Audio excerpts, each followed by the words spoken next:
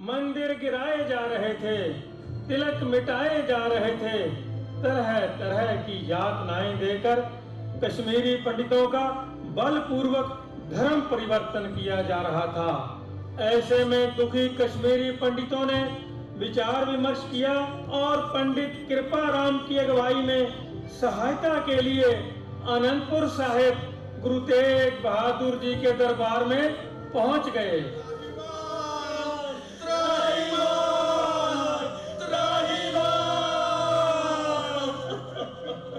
सच्चे पातशाह, औरंगजेब के हुक्म से हमें जबरी मुसलमान बनाया जा रहा है।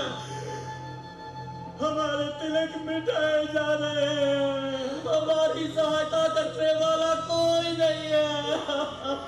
हमारे जनेऊ उतारे जा रहे हैं। सच्चे पातशाह, हमारा क्या होगा? हम दुखी कश्मीरी पंडित आपके दरबार में हाजिर हुए हैं। हमारी फरियाद सुनो, हमारी फरियाद सुनो।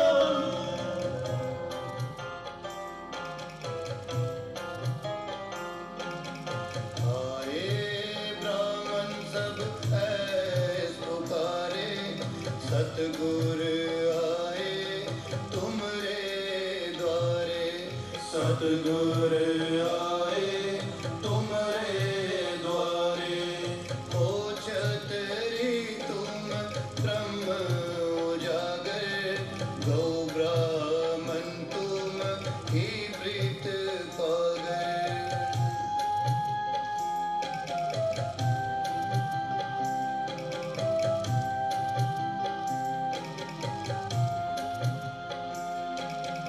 हिंदू हिंदू निर्बीज है करने। हिंदू हिंदू निर्बीज है करने। शाह औरंगे यो लिख बरने। शाह औरंगे यो लिख बरने।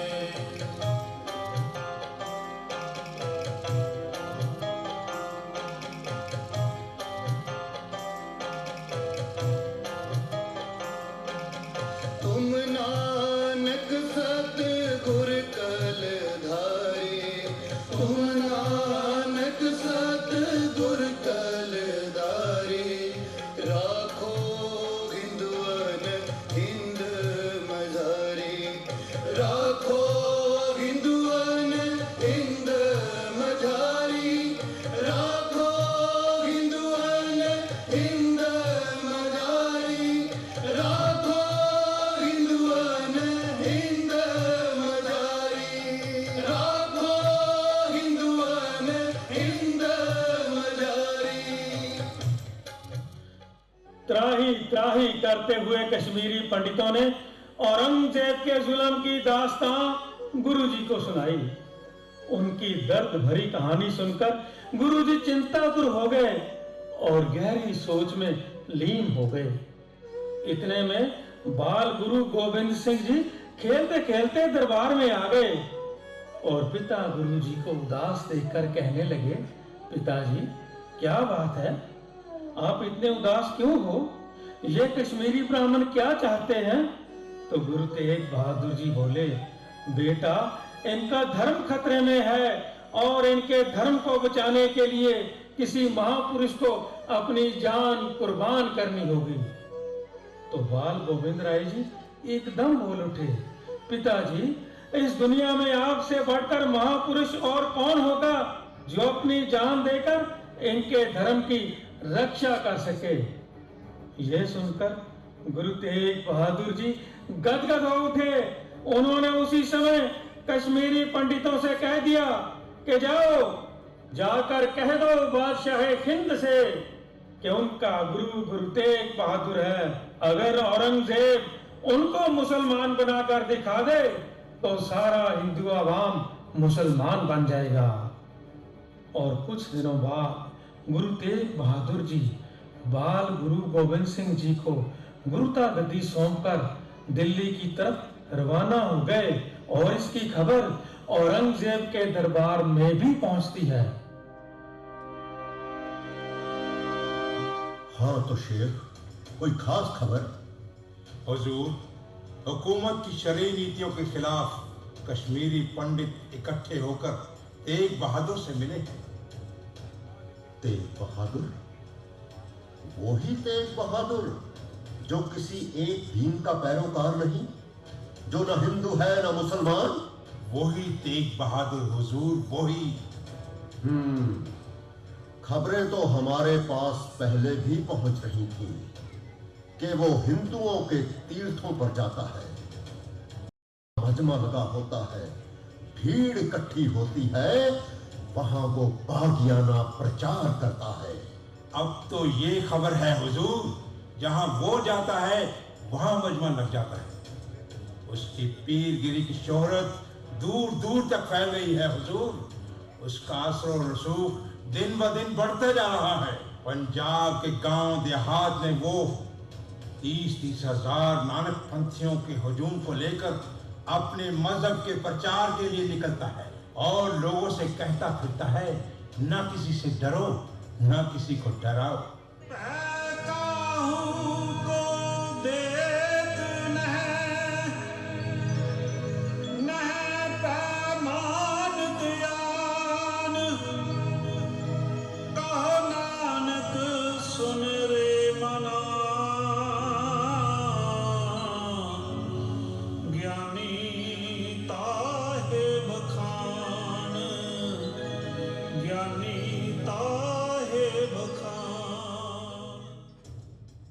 अच्छा, मुगलिया हुकूमत में कोई ऐसा शख्स भी है जिसको हमारा कोई डर नहीं?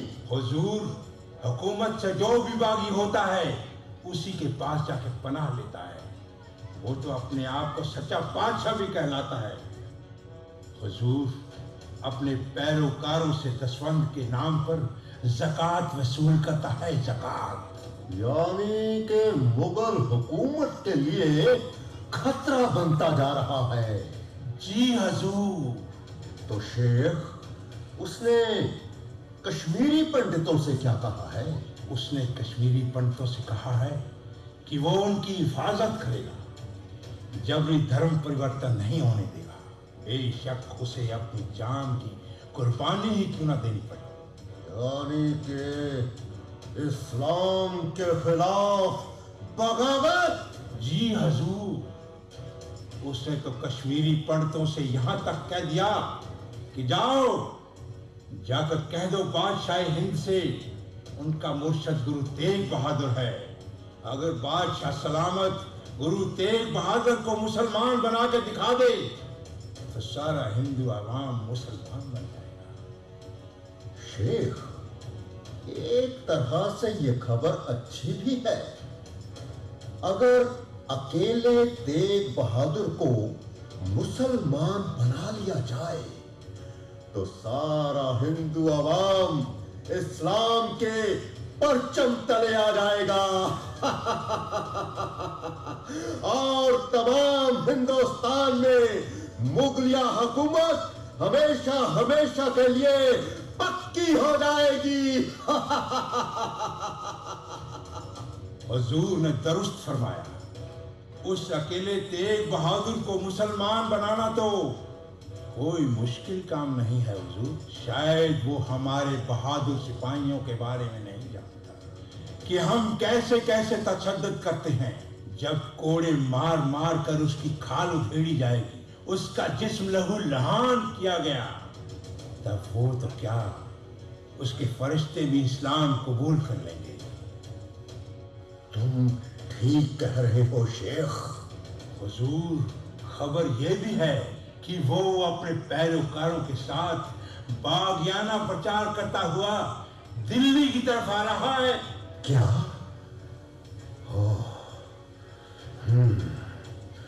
इससे पहले कि तेग बहादुर दिल्ली पहुंचकर हुकूमत के लिए किसी मुसीबत का बायस बने, उस काफिर को गिरफ्तार कर लिया जाए।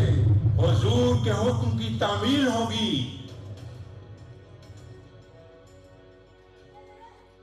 रामलाल, ओ भाई रामलाल, क्या बात है भाई, बोलता क्यों नहीं? क्या बताऊं धर्मदास, खबर ही बड़ी दुख भरी है। कैसी दुख भरी खबर भाई? गुरु तेग बहादुर जी को मुगल फौज ने गिरफ्तार कर लिया है। गुरु तेग बहादुर जी को गिरफ्तार कर लिया? लेकिन गुरुजी तो कश्मीरी पंडितों के धर्म परिवर्तन के विरुद्ध दिल्ली जा रहे थे ना? हाँ भाई। तो पता कैसे चला? भाई भंडारी ने बताया है कि गुरुजी आगरे के रास्ते दिल्ली जा रहे थे और आगरा पहुंचते ही उन्हें गिरफ्तार कर लिया गया। गुरुजी के साथ कौन कौन था? गुरुजी के साथ भाई मतीदास जी, भाई सतीदास जी और भाई दयारा जी थे। भाई ये तो बहुत बुरा हुआ। भाई भंडारी ये भी बता रहा था कि गुरुजी को बहुत यातनाएं दी गई हैं। उनके सारे बदन पर सूजन ही सूजन थी। पहले गुरु नानक साहब को बंदी खाने रहना पड़ा, चक्की पीसनी पड़ी, फिर गुरु अर्जन देव जी को शहादत देनी पड़ी, और अब गुरु तेग बहादुर जी को कितना कष्ट दिया जा रहा है। पता नहीं सिखों पर यह जुल्म का सिलसिला कब खत्म होगा। भाई धर्मदास, अगर इज्जत के साथ जीना चाहते हो तो जुल्म के खिलाफ आवाज बुलंद करनी ही पड़ेगी, कुर्बानी तो देनी ही पड़ेगी। गुरु जी कहते हैं जे जीवे पत लथी जाए, सब हराम जे ताकि खाए। एक बात तो बता भाई रामलाल, गुरुजी खुद तो जनेऊ पहनते नहीं हैं, फिर इसकी हिफाजत करने क्यों चल पड़े हैं? धर्मदास, ऐसा लगता है कि तू गुरुजी के उपदेश ध्यान से नहीं सुनता। गुरुजी तो बहुत ऊंची बातें करते हैं। वो कहते हैं हम अपने विचारों की आजादी के साथ साथ दूसरों के विचारों की आजादी भी चाहते हैं, भले ही हम उससे सहमत ना भी हो। धन्य श्री गुरु तेग बहादुर, धन्य श्री गुरु तेग बहादुर। भाई भंडारी ये भी बता रहा था कि गुरुजी को पिंजरे में बंद करके दिल्ली चांदनी चौक कोतवाली ले गए हैं। बादशाह तो बहुत जालिम है, जालिम। वो गुरुजी से अपनी बात मनवा के ही रहेगा। नहीं धर्मदास, नहीं, बादशाह गुरुजी से अपनी बात नहीं मनवा सकेगा। गुरुजी अपने विचारों पर कायम रहना जानते हैं। गुरुजी बहुत शिरडी हैं, बहुत शिरडी। देख लेना, वो अपनी बातों पर अडोल रहेंगे। वो शीश तो दे देंगे मगर सिर नहीं छोड़ेंगे। धन्य श्री गुरु तेग बहादुर, धन्य श्री गुरु तेग बहादुर, धन्य श्री गुरु तेग बहादुर, धन्य श्री गुरु तेग बहादुर। हाँ तो शेख, क्या कहता है वो तेग बहादुर? हुजूर, मैंने तो उससे अपनी बात मनवाने की हर मुमकिन कोशिश की है। मैंने उससे कहा कि आप हुकूमत की शरई नीतियों की मुखालफत छोड़ दें और फकीरों की तरह अपने डेरे में रहें, तो बादशाह सलामत की ओर से आपको कोई तकलीफ नहीं दी जाएगी, बल्कि बादशाह सलामत के मुबारक से सदके आपको सरकारी खजाने से लंगर चलाने के लिए खर्चा भी अदा किया जाएगा। तो फिर क्या कहा उसने? हुजूर, वो कहता है कि गुरु घर के लंगर का खर्चा बादशाहों के टुकड़ों से नहीं बल्कि संगत के दसवंत से चलता है। बहुत गुस्ताख शख्स है। हुजूर, वो तो ये भी कहता है कि हिंदू और मुसलमान दोनों बराबर हैं, एक ही अल्लाह पाक के नूर से पैदा हुए हैं दोनों। वो तो कहता है अव्वल अल्लाह नूर उपाया, कुदरत के सब बंदे, एक नूर ते सब जग उपजया, कौन भले कौन मंदे। नहीं, ये तो सरासर कुफ्र है, कुफ्र। मोमिन और काफिर, मुसलमान और हिंदू कभी बराबर नहीं हो सकते। हुजूर, मैंने तो उससे ये भी कहा कि आप खुद तो जनेऊ पहनते नहीं हो, फिर जनेऊ उतारे जाने की मुखालफत क्यों करते हो? वो कहता है कि बेशक हम जनेऊ नहीं पहनते, लेकिन जोर जबर से उतारने भी नहीं देते। जबर के खिलाफ आवाज उठानी, वो कहता है हमारे लिए तो इबादत है, इबादत।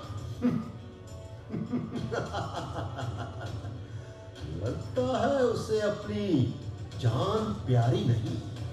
शायद वो भूल चुका है कि मेरे दादा जान शहंशाह जहांगीर ने उसके दादा अर्जुन देव के साथ क्या सलूक किया था।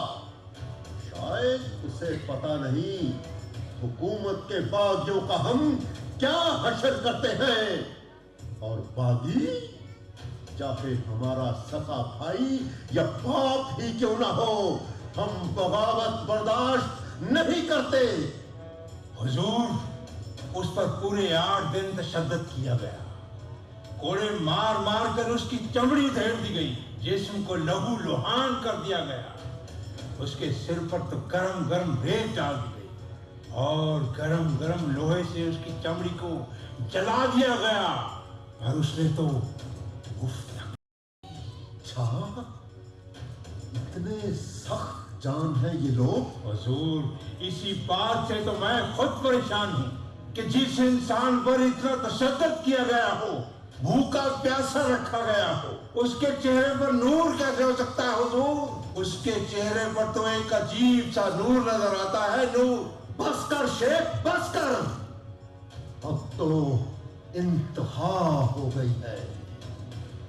शेख, इसी वक्त काजी साहब को साथ लेकर जाओ और तेग बहादुर के साथियों को उसके सामने शरेआम ऐसे खौफनाक तसीहे दे के मारो कि वो दह जाए और दीन इस्लाम कबूल करने के लिए मजबूर हो जाए।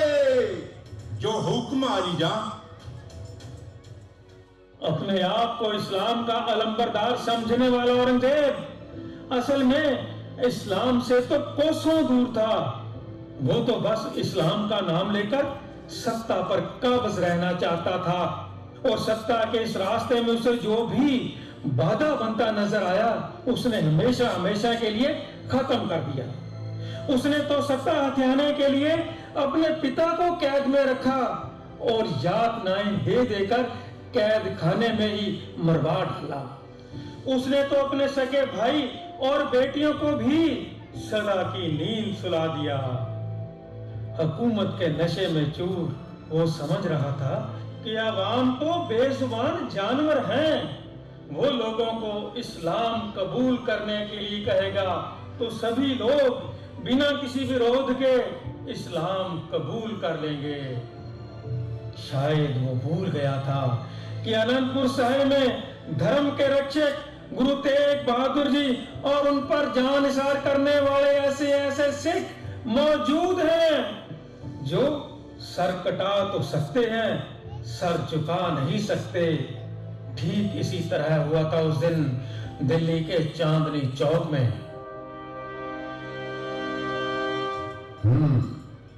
क्या खबर है शेख? हुजूर, आज मैं काजी साहब के हमरा चांदनी चौक कोतवाली गया था। हुजूर, चांदनी चौक में बड़ा जबरदस्त तमाशा हुआ। अच्छा। तेग बहादुर और तीनों सिख सभी के सभी अलग अलग पिंजरे में बंद थे। चारों तरफ लोगों का हुजूम था और काजी साहब किताबे कानून के साथ मौजूद थे। अच्छा। और सिपाही काजी साहब का बड़ी बेसब्री से इंतजार कर रहे थे। इधर काजी साहब ने हुक्म दिया और उधर सिपाहियों ने मतीदास को पिंजरे से बाहर निकाल लिया। फिर हुजूर, काजी साहब ने मतीदास को समझाया, क्यों अपनी जान के दुश्मन बने हो? ये सुनकर काजी साहब तिलमिला उठे और उन्होंने फौरन फतवा दे डाला कि इस गुस्ताख मतीदास को आरे के साथ चीर कर दो फाड़ कर दिया जाए। फिर क्या था हुजूर? मतीदास को खड़ा करके लकड़ी के 2 थंब उसके दाएं और बाएं गाड़ दिए गए। उसके हाथ पांव कसकर बांध दिए गए। जब जल्लादों ने आरा चलाना शुरू किया तो खून के तुफके टिप टिप करके जमीन पर गिरने लगे।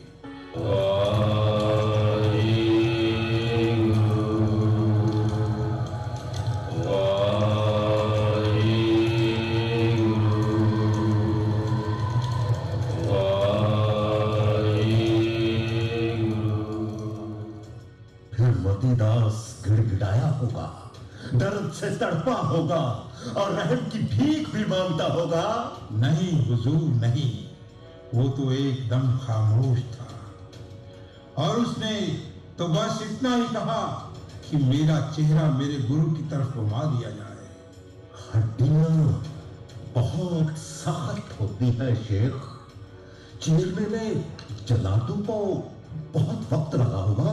हुजूर, खोपड़ी को चीरने में कुछ वक्त जरूर लगा, लेकिन हड्डियां और गोश्त तो तेज धार आरे ने देखते ही देखते चीर डाले। बड़ी दिलचस्प मौत रही ये, जिसे देखकर काफिरों के दिल सहम गए होंगे। शाही काजी बहुत ही अक्लमंद हैं जिन्होंने ऐसा फतवा दिया।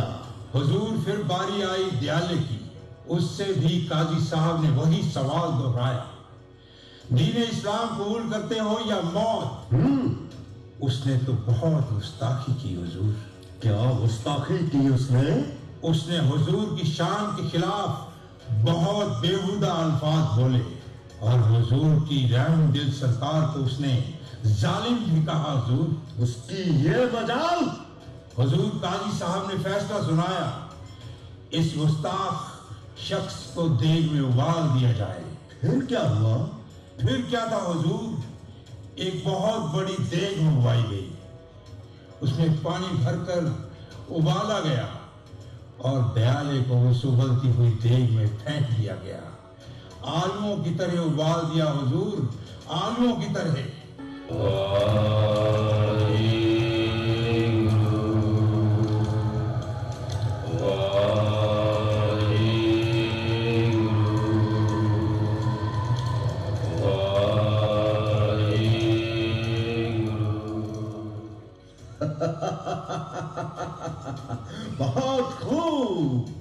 बहुत खूब शेख, बहुत खूब। काफिर की गुस्ताखी की यही सजा होनी चाहिए। पर हुजूर, अफसोस की बात तो यही है कि देग में उबलते हुए भी वो वाहेगुरु वाहेगुरु की रट लगा रहा था। फिर क्या हुआ? हुजूर, उधर सतीदास बंद पिंजरे में चिल्ला रहा था और चीख चीख कर कह रहा था कि बहुत जुल्म हो रहा है और ये जुल्म एक दिन मुगलिया सल्तनत को तहस नहस करके रख देगा। उसको भी पिंजरे से बाहर निकाला गया, किताब कानून खोल के सुनाया गया, दीन इस्लाम कबूल करते हो या मौत? फिर क्या कहा उसने? उसने भी दीन इस्लाम कबूल करने से इनकार कर दिया हुजूर। उसके लिए तो काजी साहब ने बहुत ही खौफनाक मौत की सजा तजवीज की। कैसी सजा? उसके जिस्म के इर्द गिर्द रुई लपेट दी गई और लोगों के हुजूम के सामने तेल डाल डालकर जिंदा जला दिया गया।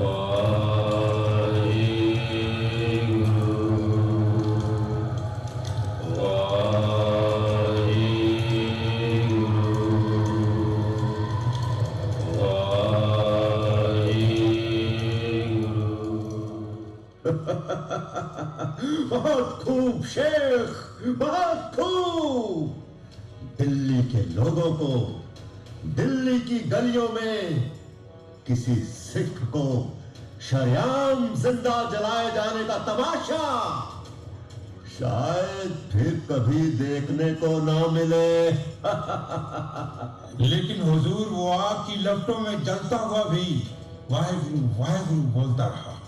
और तेग बहादुर, वो उस वक्त क्या कर रहा था? हुजूर, वो तो पिंजरे में बंद था, सब कुछ देखते हुए भी खामोश था, बस अपने मुंह में बाबा नानक के कुछ शेर गुनगुना रहा था। ओंकार सतनाम करता पुरख निर्भौ निर्वैर अकाल मूरत अजूनी सैभं गुर प्रसाद। पता नहीं किस मिट्टी के बने हैं ये लोग। इनको आरे से चिरवा दिया गया, देग में उबाल दिया गया, जिंदा जला दिया गया और इन्होंने उफ तक नहीं की। और औरंगजेब के रास्ते में जो भी आया कुचल दिया गया। शेख, शाही काजी से कह दो कि तेग बहादुर को हर हालत में दीन इस्लाम कबूल करवाया जाए। अगर इनकार करे तो उसको शरेआम कत्ल करके पूरी दिल्ली में नुमाइश की जाए और फिर उसकी लाश के टुकड़े टुकड़े करके दिल्ली के बाजारों में लटका दिए जाए। जो हुक्म आली जहां। बहुत जुल्म हुआ है। आज किसी के घर चूल्हा नहीं जला। इतना बड़ा जुल्म ना तो कभी देखा और ना ही कभी सुना। नए नए ढंग निकालते हैं कत्ल करने के। कहते हैं आरे से चिरवा दो, उबलती देग में डाल दो और जिंदा जला दो। मुझे तो ऐसा लगता है कि इस मुल्क पे खुदा का कहर नाजिल होके रहेगा। कितनी बेरहमी से मारा है सिखों को। अब अपने लोगों की खैर नहीं। पता नहीं अब गुरुजी पे कौन सा कहर टूटेगा। हिंदू धर्म तो खत्म हुआ समझो। बादशाह जालिम तो है ही, अड़ियल भी है। वो गुरुजी को मुसलमान बना के ही छोड़ेगा। नहीं नहीं धनीराम, ये तुम क्या कह रहे हो? वो गुरु तेग बहादुर जी हैं, शहीद दादे गुरु अर्जन देव जी के पोते और दल भंजन जोधे गुरु हरगोविंद जी के सपूत। वो एक बार जिसकी बाह पकड़ ले फिर छोड़ते नहीं। वो तो कहते हैं बाहें जिनादी पकड़िए सिर दीजिए, बाही ना छोड़िए।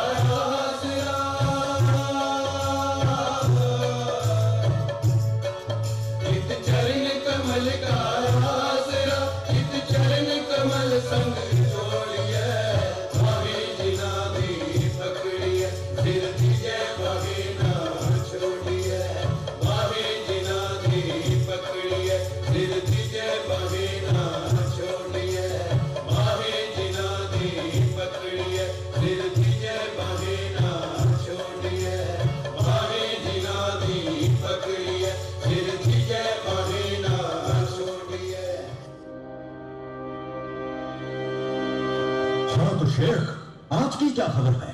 हुजूर, आज फिर बड़ा दिलचस्प तमाशा हुआ। दिन निकलने से पहले ही चांदनी चौक में दूर दूर तक हुजूम इकट्ठा हो गया था। लोग कह रहे थे कि खुदा खैर करे, आज कहर बरसने वाला है। फिर तेग बहादुर को बंद पिंजरे में से बाहर निकाला गया। उसके जिस्म पर छाले ही छाले थे। उसके बदन पे कोड़े के निशान नजर आ रहे थे, जिनमें से खून रिस रहा था। फिर पर उसके चेहरे पर फिर भी अजब सा नूर था। उसने कुएं में से पानी लिया, वजू किया, मुंह पे पानी के मारे, फिर बड़े इत्मीनान से बरगद के पेड़ के नीचे बैठ गया। मुंह में कुछ बोल रहा था पर मेरी समझ में कुछ नहीं आया। इधर काजी साहब पहुंच गए और जलाल जलालुद्दीन समाने वाला हाथ में नंगी तलवार लिए खड़ा था। जैसे ही उसने तलवार लहराई, लोग सहम गए। हुजूर, लोग तो सांसें थाम कर तमाशा देख रहे थे। काजी साहब ने किताब कानून खोली और कहा, करामात दिखाओ या दीन इस्लाम कबूल करो। तेग बहादुर ने सर हिलाकर इनकार कर दिया। हुजूर फिर वो सिजदे की तरह सिर झुकाकर बुलंद आवाज में बोलने लगा, जिन्नी नाम ध्याया गए मशक्कत काल, नानक ते मुख उजले कीती छुट्टी ना। जलालुद्दीन समाने वाले ने शाही काजी के इशारे पर गुरु के झुके हुए सर पर तलवार का जोरदार वार किया और एक आवाज आई और गुरु का सिर धड़ से जुदा हो गया। टीकर बोर दिली से सिर प्रभुपुर किया पार, तेग बहादुर सी क्रिया करी न किन्हुआ। बहुत खूब शेख, बहुत खूब। मुझे तो लगता है कि तू अफसाना निगार भी है। तुमने तो ऐसे हालात बयान किए जैसे सारा मंजर आंखों के सामने गुजर रहा हो। शेख, ये भी बताओ कि बागियों के मारे जाने के बाद अवाम में खुशी की लहर दौड़ गई होगी। लोग शादियाने बजाते होंगे, इस्लाम जिंदाबाद के नारे लगाते होंगे। शेख, चुप क्यों हो? बोलो। जान बख्शी जाए हुजूर, बंदा कुछ अर्ज करना चाहता है। जल्दी बताओ। क्या हिंदू और क्या मुसलमान, सारा आवाम अफसोस में था। सब रो रहे थे, कुर्ला रहे थे और कह रहे थे, पीरे हिंद को कत्ल करके बादशाह सलामत ने अच्छा नहीं किया। नहीं शेख, नहीं। तू सियासत के दांव पेच नहीं जानता। तेग बहादुर को कत्ल करके जहां हमने बगावत के बीज खत्म किए हैं, मुगलिया सल्तनत की जड़ें पुख्ता की हैं, वहीं इन काफरों को खत्म करके इस्लाम की खिदमत भी की है। इस्लाम की खिदमत भी की है। नहीं बादशाह सलामत, लोगों पर जुल्म करना इस्लाम की खिदमत नहीं, इस्लाम की तौहीन है। जुल्म करने से बगावत के बीज खत्म नहीं होते, बल्कि और पैदा होते हैं। अपने धर्म की रक्षा के लिए कुर्बान होते हमने कई लोग देखे हैं। अपने विचारों की रक्षा के लिए कुर्बान होते हुए भी हमने बहुत से लोग देखे हैं। लेकिन किसी दूसरे के धर्म की रक्षा के लिए कुर्बान होते हुए, किसी दूसरे के विचारों की रक्षा के लिए कुर्बान होते हुए हमने गुरु तेग बहादुर जी और 3 सिखों के अलावा आज तक कहीं कोई भी नहीं देखा। कुर्बानी तो हजरत ईसा ने भी दी थी, लेकिन अंत के समय कष्टों से डरते हुए उनके शिष्य उनका साथ छोड़ गए थे। पर गुरु तेग बहादुर जी के किसी भी सिख ने उनका साथ नहीं छोड़ा और हंसते हंसते जामे शहादत पी गए। गुरु तेग बहादुर जी की शहीदी के बाद बड़ा ही दर्दनाक नजारा था उस दिन दिल्ली के चांदनी चौक में। रास्ते के एक तरफ बरगद के पेड़ के नीचे गुरु जी का धड़ और शीश अलग अलग बिखरे हुए पड़े थे। उनमें से रिश्ता हुआ खून रास्ते में बिखर रहा था और भाई मतीदास जी का कटा हुआ शरीर 2 लकड़ी के टुकड़ों में लटक रहा था। बड़ी देर के नीचे आग अभी भी सुलग रही थी। भाई ग्याला जी का शरीर पूरी तरह उछलते हुए पानी में घुल चुका था, केवल पिंजर ही बाकी रह गया था। रास्ते की दूसरी तरफ राख में बिखरी हुई कुछ हड्डियां नजर आ रही थी। भाई सतीदास जी का सारा शरीर जलकर राख हो चुका था, हजूम बिखर चुका था। राख का उदास अंधेरा पांव फैला रहा था। चारों ओर सख्त पहरा था, दहशत और भय का माहौल था। फिर भी हिम्मत करके छुपते छुपाते कुछ सिख इकट्ठे हुए और मशवरा करने लगे। चलो बेटा अंदर चलकर खाना खा लो। नहीं माँ, मैं नहीं खाऊंगा। बेटा रात ढलती जा रही है और फिर कब खाओगे? नहीं माँ, मैं नहीं खाऊंगा। चल बेटा थोड़ा सा तो खा ले। मैं कह रहा हूँ ना माँ, मैं नहीं खाऊंगा। क्या बात है, मेरा बेटा खाना क्यों नहीं खाएगा? पता नहीं माँ, आज मेरा मन नहीं कर रहा खाना खाने को। हाँ बेटा, आज किसका मन करेगा खाना खाने को? क्यों, ऐसा क्या हो गया? आखिर वही हुआ जिसका डर था। किस बात का डर था? जालिमों ने आज गुरु तेग बहादुर जी को भी शहीद कर दिया।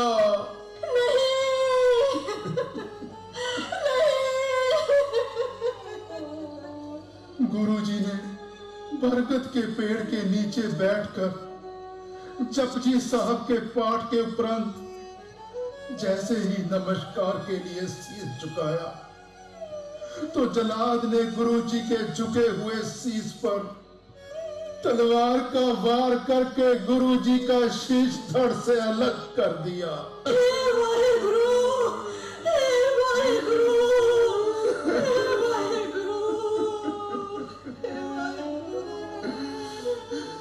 बादशाह ने ये भी कहा है कि गुरुजी के शरीर के टुकड़े टुकड़े करके दिल्ली के बाजारों में लटका दिए जाए।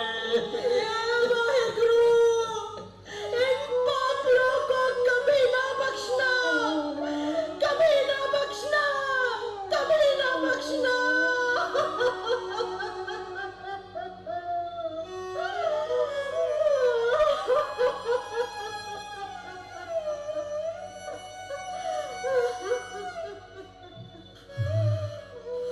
मेरा तो मन करता है कि बादशाह के टुकड़े टुकड़े कर दूं। सुन लो भाई, सुन लो, मेरी बात ध्यान से सुनो। रात का समय है। इससे पहले कि गुरुजी के धड़ और शीश के साथ कुछ बेअदबी हो, क्यों ना गुरुजी का शीश और धड़ वहां से उठा लिया जाए। भाई पहरा बहुत सख्त है। चप्पे चप्पे पर सुहिए और सिपाही गश्त कर रहे हैं। हमारे पास कोई साधन भी नहीं है। ऐसी सूरत में गुरुजी का धड़ कंधे पर उठाकर हम भाग नहीं सकेंगे। भाइयों, मेरी बात ध्यान से सुनो। भाई लक्खी शाह बंजारा के पास बैल भी हैं और बैलगाड़ियां भी। आज ही उनका पूरा काफिला नारनौल से आना था। क्यों ना भाई लक्खी शाह से मिलकर कोई जुगत लड़ाई जाए। हाँ, बात तो तुम्हारी ठीक है भैया, चलो। मैं तो कहता हूं समा जाया मत करो, अभी के अभी निकल पड़ो। भाई पहरा बहुत सख्त है। चप्पे चप्पे पर सुइये और सिपाही गश्त कर रहे हैं। बच बचा कर जाना, अकेले अकेले निकल चलो।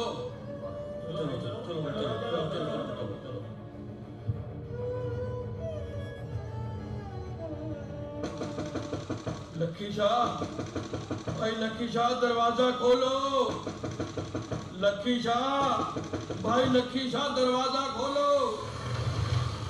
क्या बात है भाई, इतनी रात गए, सब कुशल तो है?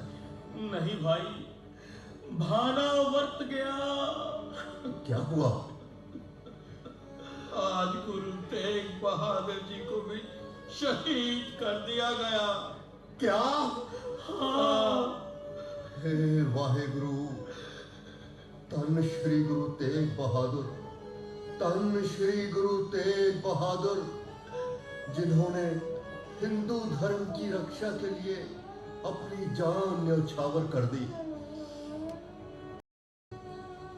जो सेवा कहो मैं करने के लिए तैयार हूं। बादशाह ने यह भी कहा है कि गुरु जी के शरीर के टुकड़े टुकड़े करके दिल्ली के बाजारों में लटका दिए जाएं। नहीं, मैं ऐसा नहीं होने दूंगा। मेरा तन मन धन सब गुरु का है। निगाहिया। जी पिताजी। बेटा, सभी बैलगाड़ियां जोत लो और चलो चांदनी चौक की तरफ। जो आज्ञा पिताजी। ध्यान से जाना भाई, आज पहरा बहुत सख्त है। चलो भाई। चलो भाई चलो। उधर आधी रात बीत चुकी थी, चारों तरफ घोर अंधेरा था। ऐसे में भाई लक्की शाह और उसका बेटा निगाहिया अपनी बैलगाड़ियों को लेकर चांदनी चौक की तरफ बढ़ने लगे। भाई आज्ञा, भाई जाका, भाई नानू और भाई उदा राठौड़ भी उन बैलगाड़ियों की ओट में छिपते छिपाते उनके साथ चल दिए। जब वो चांदनी चौक के नजदीक पहुंचे तो अचानक जोरदार आंधी चलने लगी, बादल गरजने लगे, बिजली चमकने लगी और मूसलाधार बारिश शुरू हो गई। इस आंधी और तूफान से बचने के लिए मुगल सिपाही थोड़ी ही दूर एक छत के नीचे चले गए। ऐसे में मौका देकर भाई जाता गुरु जी का शीश लेकर गायब हो गया। भाई लक्की शाह बंजारा ने अपने बेटे की सहायता से जल्दी जल्दी गुरु जी का धड़ एक बैलगाड़ी में रखा और बैलगाड़ी दौड़ाता हुआ चांदनी चौक से दूर निकल गया। जब तक सिपाहियों को पता चलता तब तक गुरुजी का शीश और धड़ गायब हो चुके थे। चलो चलाई हो गई, गड़गड़ बरसे मेघ, लक्की बंजारा ले गया, तू खड़ा तमाशा देख, तू खड़ा तमाशा देख।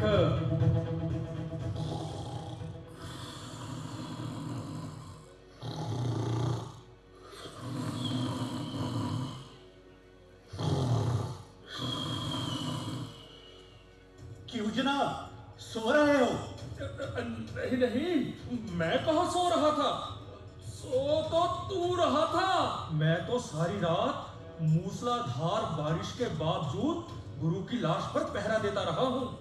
मैं भी जनाब सारी रात आंधी तूफान में पहरा देता रहा हूँ।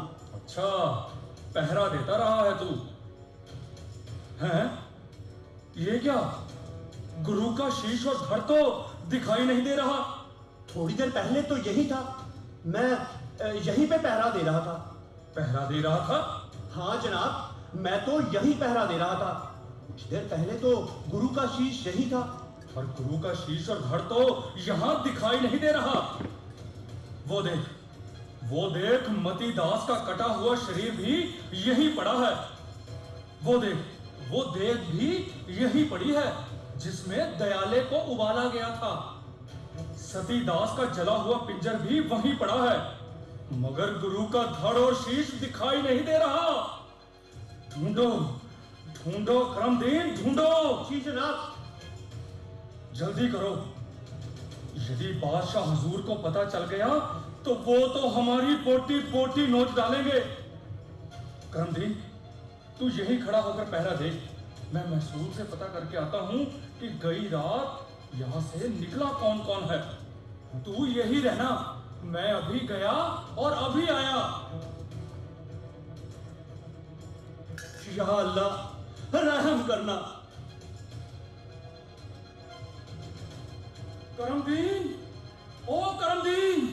पता चल गया पता। अच्छा हुजूर। वो रायसीना नगरी वाला लखी शाह बंजारा कल रात के समय बैलगाड़ियों के बड़े काफले के साथ यहाँ से गुजरा है। लखी शाह बंजारा? लखी शाह बंजारा तो गुरु का पक्का सिख है।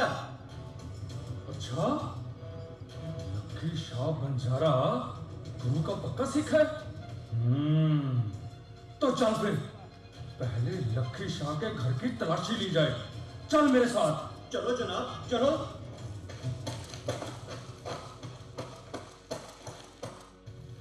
क्यों भाई, लखी शाह बंजारा का घर कौन सा है?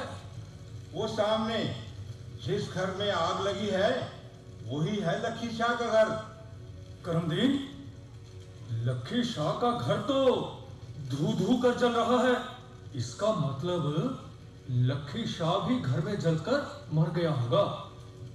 चल करमदीन, इस बात की इत्तला हाकिम को दी जाए। चल। जी जनाब, चलो चलो जनाब, चलो। तेग बहादुर के चलते जगत को सोग सब जग भयो। जय जय जय सुरलोक। तन तन गुरु तेग बहादुर, तन तन गुरु तेग बहादुर। तेग बहादुर हिंद दी चादर, तेग बहादुर हिंद दी चादर। तन तन गुरु तेग बहादुर, तन गुरु तेग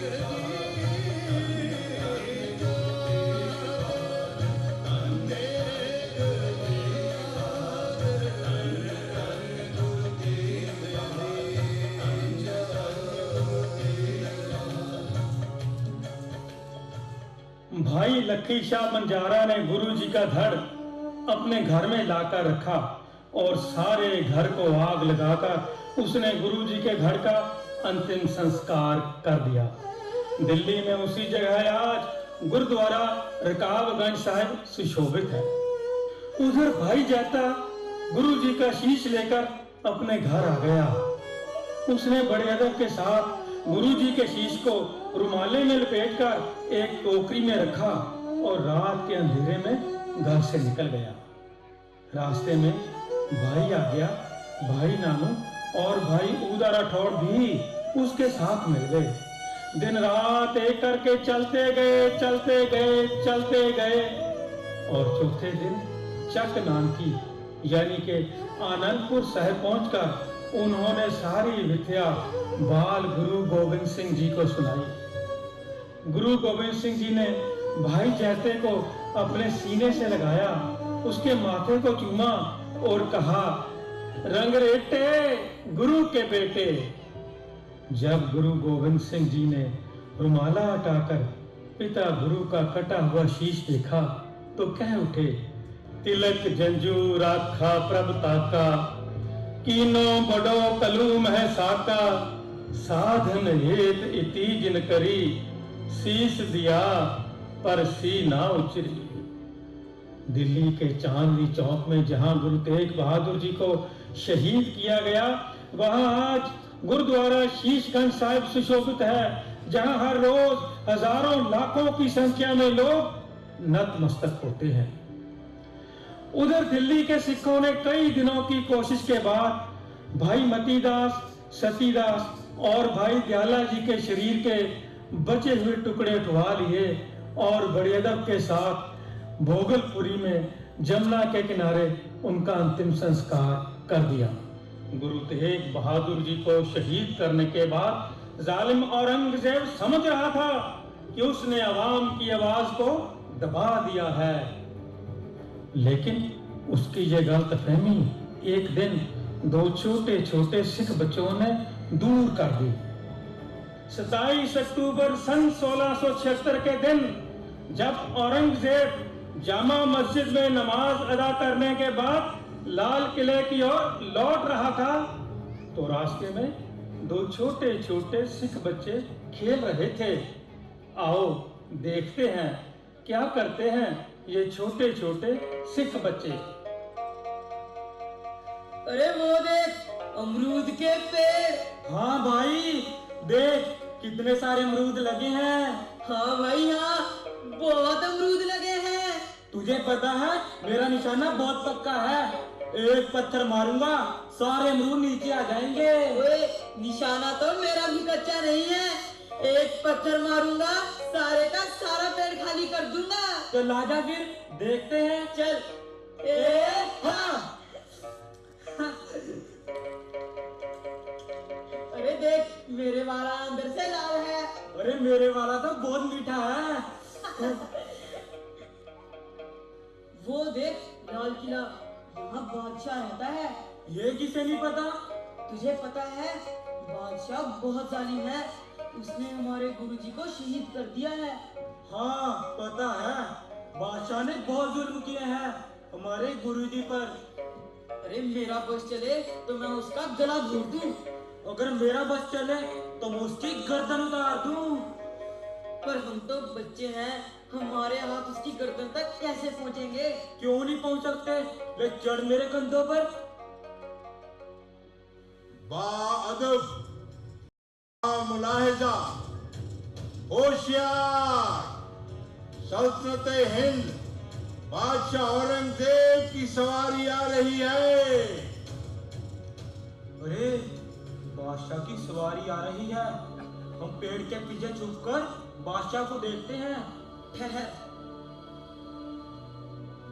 ये पकड़ पत्थर, जब बादशाह की सवारी गुजरेगी तब पत्थर मारेंगे, फिर देखेंगे कि किसका निशाना पक्का है। मैं तो पत्थर मारकर उसका सिर फोड़ दूंगा। अरे मैं तो पत्थर मारकर उसका ताज उछाल दूंगा।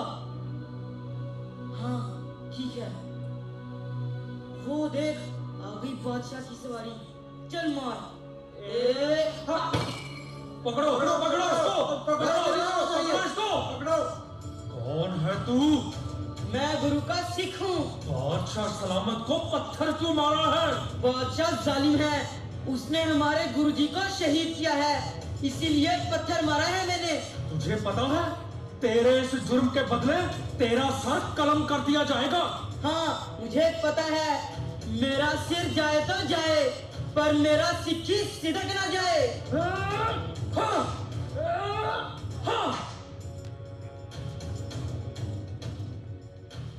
और इस तरह गुरु तेग बहादुर जी की शहीदी के बाद जालिम औरंगजेब का खौफ खत्म हो गया था और फिर गुरु गोबिंद सिंह जी ने खालसा पंथ की साधना की, जिसने सदियों पुरानी मुगलिया हुकूमत को जड़ से उखाड़ फेंका था।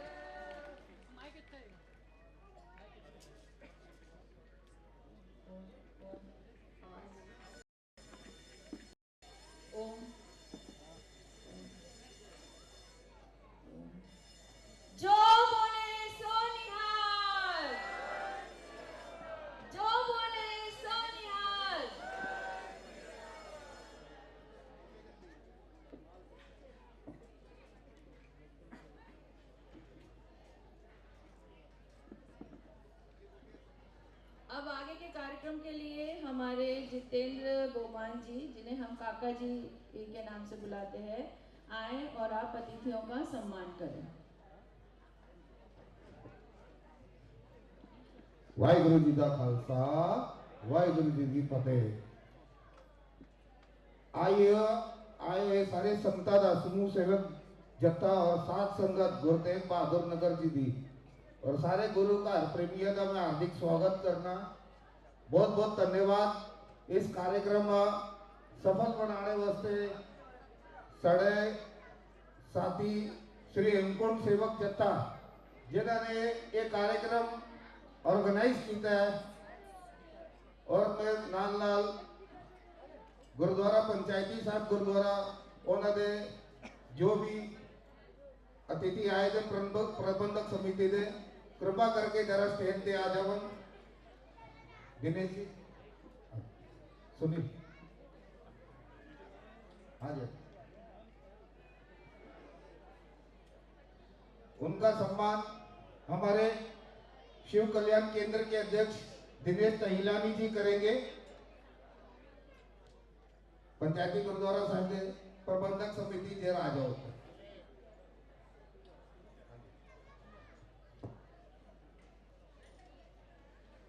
गुरुद्वारा साहब दशमेश दरबार दे भजन सिंह जी,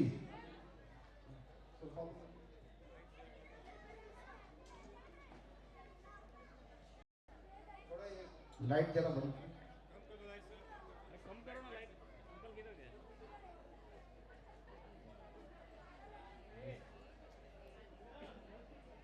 हाँ जी काका जी और देखिए लेके आइए जल्दी सर जी जरा मिडिल प्लीज। सत श्री अकाल।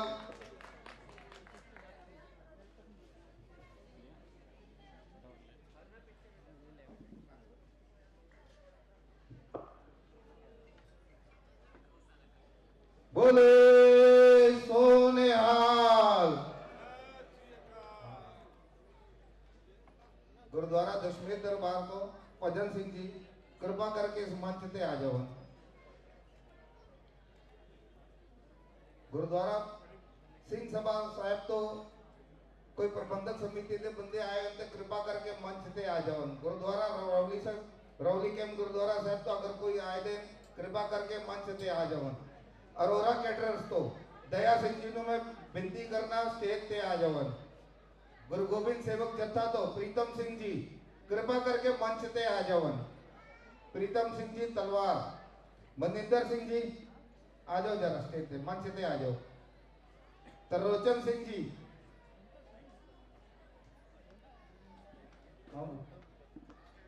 जरा प्लीज लाइट।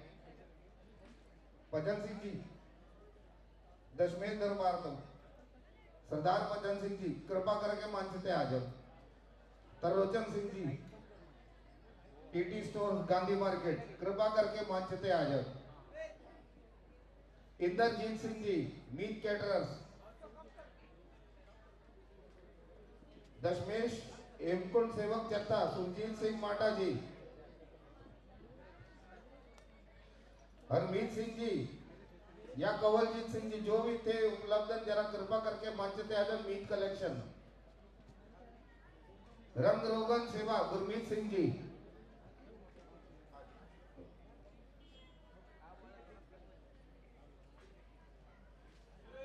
बोले सोनेहाल। सामने प्लीज, आगे देखिए प्लीज। मीट कलेक्शन,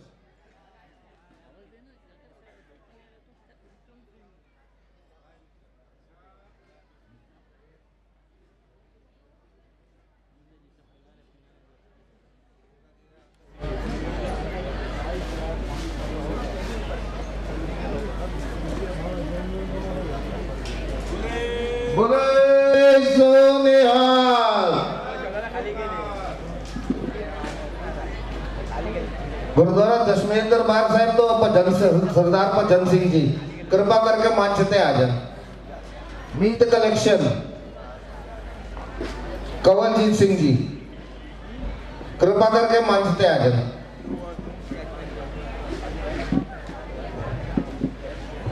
अब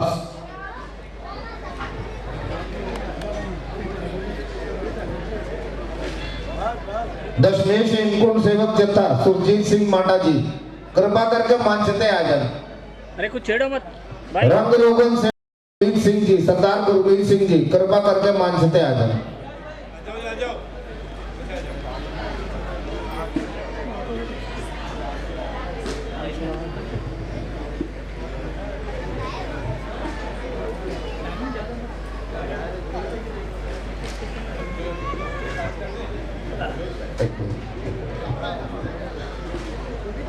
हेमकुंड सेवक जत्था को मैं,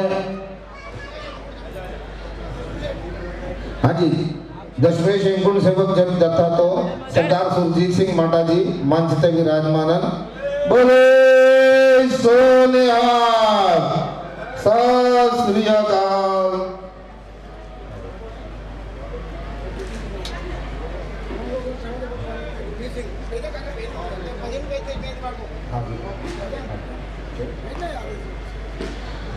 सरदार अरविंदर सिंह जी रंगमंच पटियाला जिन्होंने इतना सानू साडे गुरु गुरुतेग बहादुर साहिब जी दे इतना संक्षेप अंदर कला अंदर सी दसिया, उन्हों का सम्मान साडे शिव कल्याण केंद्र दिनेश कल्याणी जी करेंगे। बोले सोनिहाल, सत श्री अकाल। आओ जी, जथेदार जी हेमकुंड सेवक जत्था दे देवेंद्र मेघ जी, पप्पू वीर जी, पप्पू खोसला जी, सत श्री अकाल। सर जरा मिडल में जाओ ना, मिडल में दे रहे हैं, निकल जाएगा।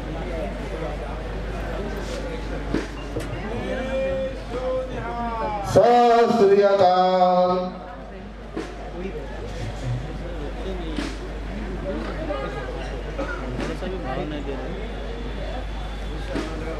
बोले सोनिहाल, सत श्री अकाल। हाँ जी,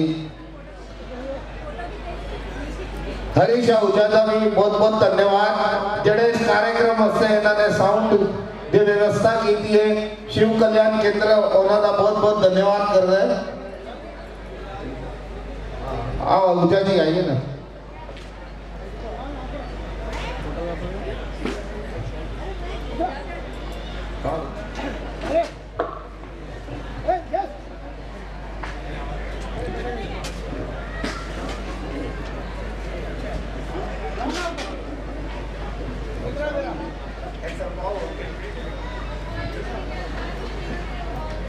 हरीश आहूजा जी आइए, जिन्होंने साउंड की व्यवस्था की।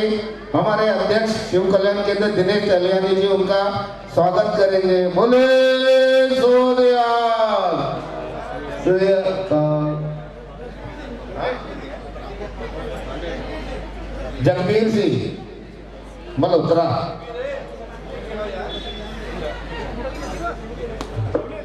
बोले सोनिहाल, सत श्री अकाल। बहुत बहुत धन्यवाद, आप आए सभी अतिथियों का बहुत बहुत धन्यवाद। हमारे कार्यकर्ता विश्व हिंदू परिषद के संघ के जितने भी कार्यकर्ता कृपा करके मंच पे आ जाइए।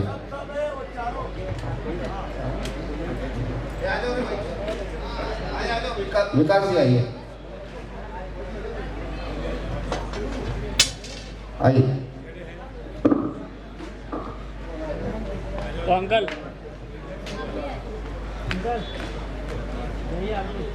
अरे लाइट कभी भी बंद करने का। सर जरा आ जाओ, मिडिल में आ जाओ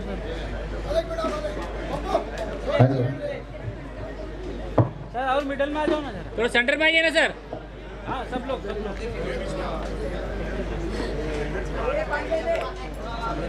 भाई जरा फोटो रखो ना, जरा गुरु नानक पीछे, जरा गुरु नानक का फोटो लगाओ।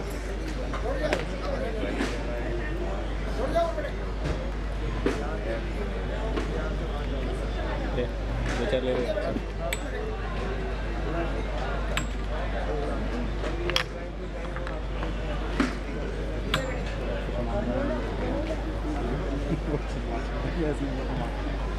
है ना?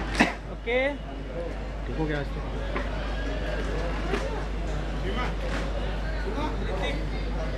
ओके लोग क्या रेडी है? Thank you.